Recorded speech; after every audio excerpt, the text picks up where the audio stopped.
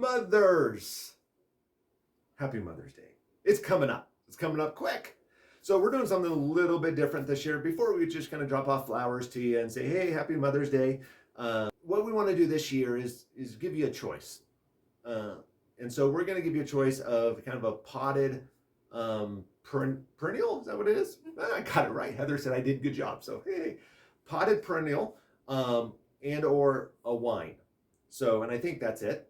Yep, so I'm getting the head nod, so I'm still on track. So that's a good thing. So that's going to be what we're going to be having come up for Mother's Day. So we'll be sending a video out to that you can go online and kind of choose what you want, and then we'll do a pop by. We'll swing it by and come see you. So keep that in mind.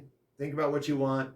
We appreciate you, mothers. You guys are rock stars and awesome, and life doesn't go around without you. So keep it up. Keep doing what you do. God bless. We love you.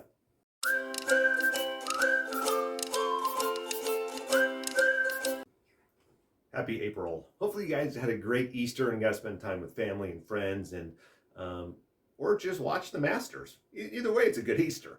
So coming to you, I wanted to give you a quick update on Cambodia and then also some numbers. And then at the end of the video, we're going to do even kind of a bigger update on Cambodia. So for those of you who are praying people, thank you for your prayers. Overall, Cambodia went wonderful. In one way, it went wonderful. In one way, it went terrible. Just because it went so good that I'm actually going to be losing my daughter for a year. She's heading back out to Cambodia. She graduates and 4 days later gets on a plane and flies halfway around the world to Cambodia for a year. So excited, scared for her. So talk more at the end if you're interested in that. So now, March was crazy. I don't know if you paid attention. So we had banks shut down. We had threats of a president getting indicted, which is crazy to me. And then you had just everybody talking about a recession coming and the world collapsing, and even right now the dollar going down, and it's panic. Now, all that are big, but it really doesn't matter. Right now within the real estate market, we're staying solid. And so the real estate market is a very good indicator of what is going on, what's kind of the truth of the matter. So wanted to give you a quick rundown of the numbers of what our market's looking like. So right now, the active listings are up 19.5% month over month. We're up 103% from last year. Now, the closed listings, we are up 32% month over month. We're down 21 year over year. So that the closed side of things, we're really low on closings right now, which for the amount of buyers out there, and we just need a lot more listings to supply the buyers' needs. In fact, with closed homes, we have a new winner. Baby boomers rocked it this last month. They beat out the millennials by 10%. So 10% more baby boomers bought than millennials. Good job, guys. Well done.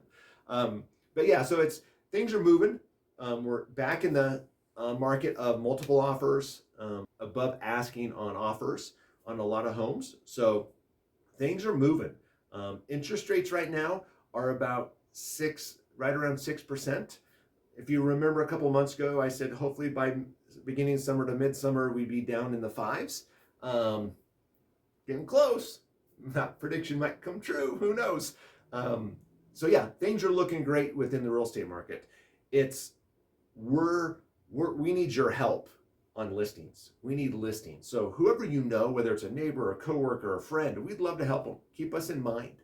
There are a lot of agents out there right now fighting over just a few listings. So we want to come to you and ask you for help. So if you can help, great. If not, no worries. So that's pretty much kind of the update on the market. It's still a good market. We're still moving. There's no real signs of us kind of heading down. The only thing that is kind of popping up a little bit is that about 2.5% of homes nationwide are kind of behind on mortgages, which is a very small number for what we're dealing with. So nothing to really worry about. We'll keep an eye on that to see kind of what direction that goes. But right now, it's kind of a mute point. So appreciate you watching. Again, here we'll start on more Cambodia stuff. So Have a great rest of your April, and we'll see you when we see you. So if you stayed, you want to know about Cambodia. It was actually a wonderful trip. We flew from Denver to Bangkok, and we're in Bangkok for a couple days to doing some buying in Chinatown, which is very interesting. It was Grace and I's first time to the Middle East, and so it was very eye-opening. A lot of fun. It was just enjoyable. After a couple days there, we made the 4.5 hour trek to the Thailand-Cambodian border and walked across. You can't drive across that one. And so we walked across there, and then it's about a 45-minute drive to what they call the team center, kind of where the land they have built up to bring teams in and help people. And so it was pretty amazing. In fact, we were walking in the slums one day, and this is the poor. So kind of the average salary stuff is a couple $100 a month in the slums. So, a lot of us spend a couple $100 on Starbucks or on whatever, and that's their full salary. So we were talking to a dad. They invited us into their hut. Now obviously you can see through the walls, and there's trash, and there's open latrines, and it's just very fragrant, if you want to say. And so through a translator, we're talking to the dad, and the translator is actually one of the teachers at the slum school. And she was trying to convince the dad to let the daughter go to school. And the dad's like, no, she works for me. She makes a couple $100 a month selling stuff for me. I have to have her work. And so over and over, we find out that they actually bought some land that we think is a scam. But one of the things he says is once that land gets paid off, Mom and I are leaving the kids here. And they had a toddler. And so it was just very sad to talk to somebody who didn't necessarily care about their kids. They had them for one reason, and that was to make them money, and that was it.